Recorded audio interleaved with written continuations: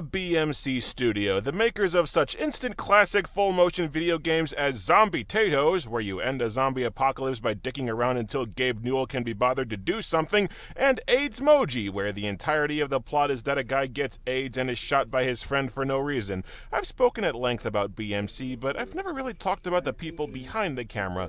You see this guy that's been in every BMC game? His name's Elaine, and according to chats we've had on Twitter, he basically is BMC. He directs the games, he writes the scripts, the actors you see are all his friends, and bearing in mind that they're all French-Canadian, some of the actors are hard to understand because they quite literally don't speak English.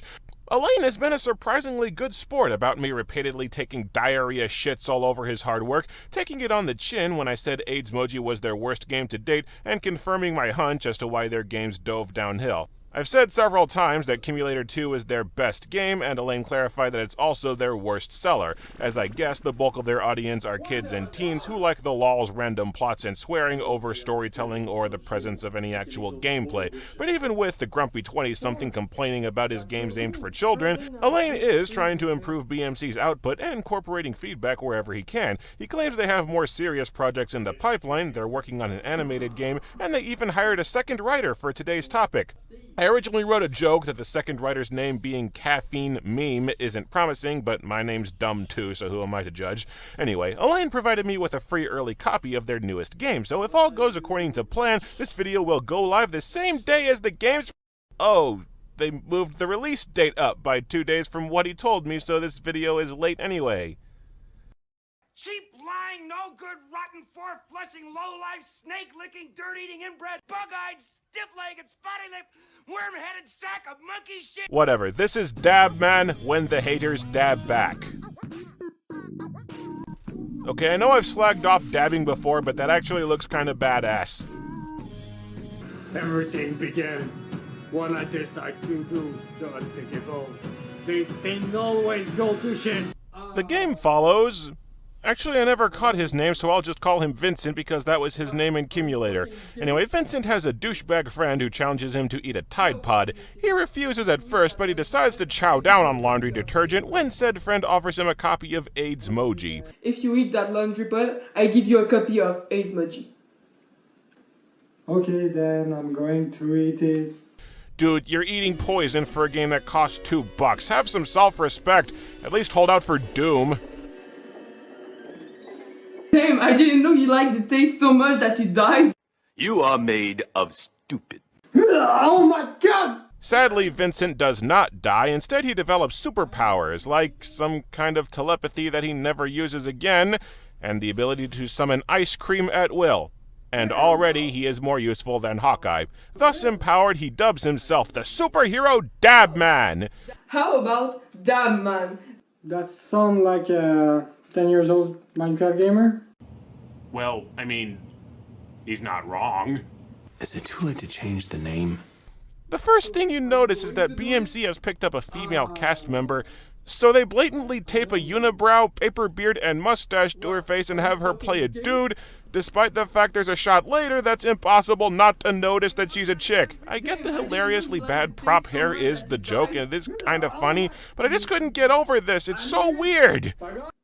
I know what you're thinking about right now. You are thinking about how fat you are. Dude! You get a female cast member and the first thing you do is write a line of dialogue calling her fat? Ow!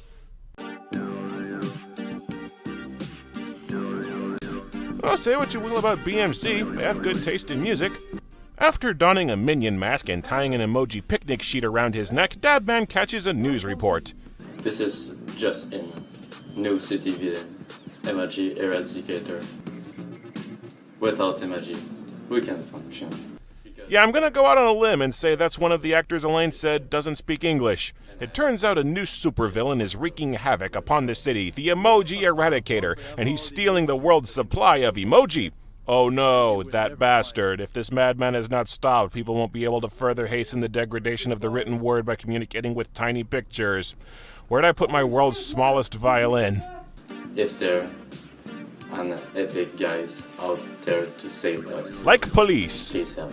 Vincent decides that he must stop the emoji eradicator and put an end to his criminal scheme. In fairness, a man pouring his criminal genius into mildly inconveniencing social media addicted teenagers is probably a good practice villain for a starting superhero. Why start with Bane when Crazy Quilt's available? Oh shit, man! What are What are we gonna do? What are we gonna do? What are we fucking gonna do? They left in a flubbed line.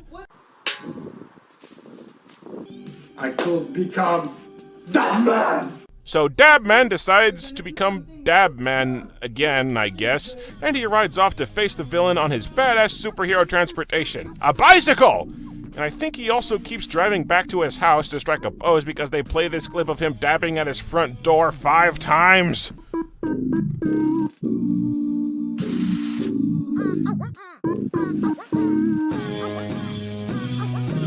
Who the fuck are you?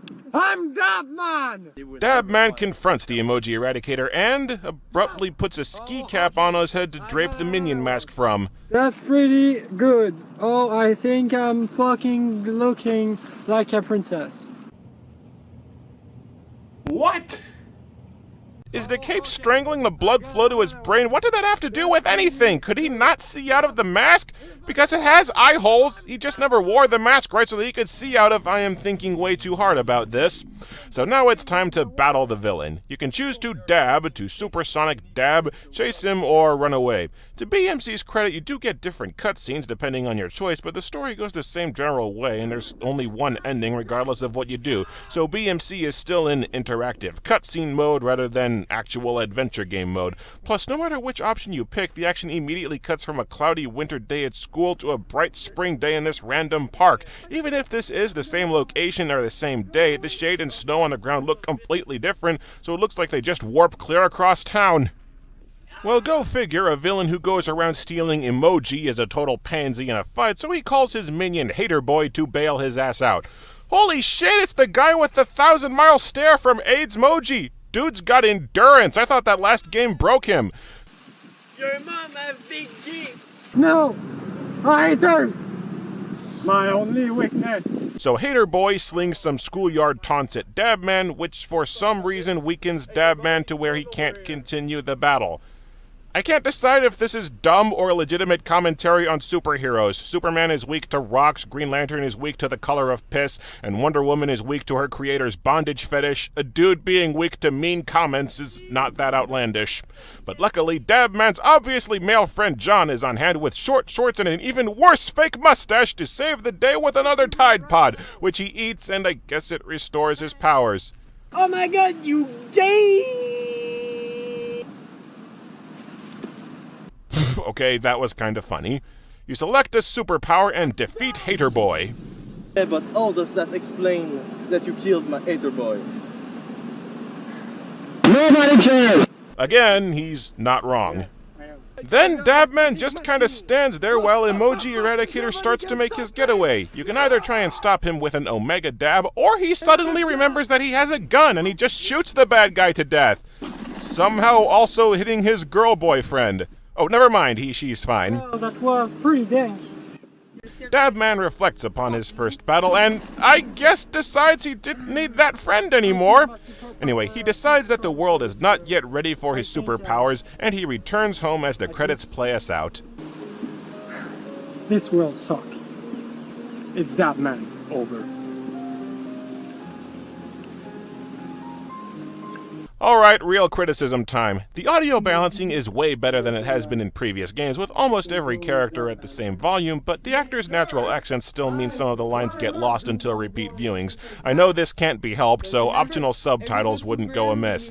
I did get a lot of chuckles out of some of the subtle physical comedy and some well-delivered jokes, but even so, a lot of the humor is juvenile, with characters calling each other gay and tossing around the word fuck for no reason. Especially a faggot like you. John, you're fucking gay! Why are you here? You're a gay boy? Your dick is 2 inches! You're gay if you don't play Roblox! Your mom gay! XD! What? Are you fucking gay? Yes, I think I am. Sadly, this is what the kids and teens in BMC's primary demographic lose their shit over, so I can't really fault them for appealing to their target audience. Even the meme jokes are handled in a much less cringe-inducing way, with meme references coming and going rather than just being drug out until you cringe your face off. Once I have all the emojis, I can cringe the world to death. And they will never find that way. The big thing this game has over the last 2 outings is a plot where stuff actually happens. You're watching a superhero battle a supervillain after the last 2 games were respectfully about eating chicken nuggets and eating Lucky Charms. The biggest problem is the audience of the game is still people who enjoy their comedy sketches since, as stated, this isn't really much of an adventure game. Apart from the action sequences playing out slightly differently, the plot plays more or less the same way no matter what you do. One of the kinda funny running jokes is that you can opt to do a dab in pretty much any interaction, but doing a dab does nothing but utterly confuse anybody who's nearby, and half the time when he tries to use a power it doesn't work until suddenly it does. For me personally, I think it would have been funnier if he only thought that he got superpowers through dabbing, when really all it does is make nearby people stand there going, "What the fuck?" so he can punch them, or failing that if he had a boatload of powers but had no control over which one went off at a time. You are too late, Dabman. When I push this button, a satellite cannon will destroy Twitter's servers. Then nobody will be able to read that pumpkin face's imbecilic tweets. Not if I have anything to say about it, you maniac! Sonic Dab! What? Did you just make ice cream? No, it appears to be orange sherbet. Why would you make a bowl of... Look, I just got these powers like 2 hours ago. I'm still figuring out where everything is, okay? How specific are your powers? You got the bowl and everything. Oh my god, Dab! What smells like impotent fanboy rage? Honestly, at this point, I'm just curious to see how this plays out. Teleport, Dab! Well, I'm a dude again, but where the hell? Okay, see, this is confusing. Did you actually teleport, or are you, like, invisible? Or tiny? Hello? Dabman, are you there?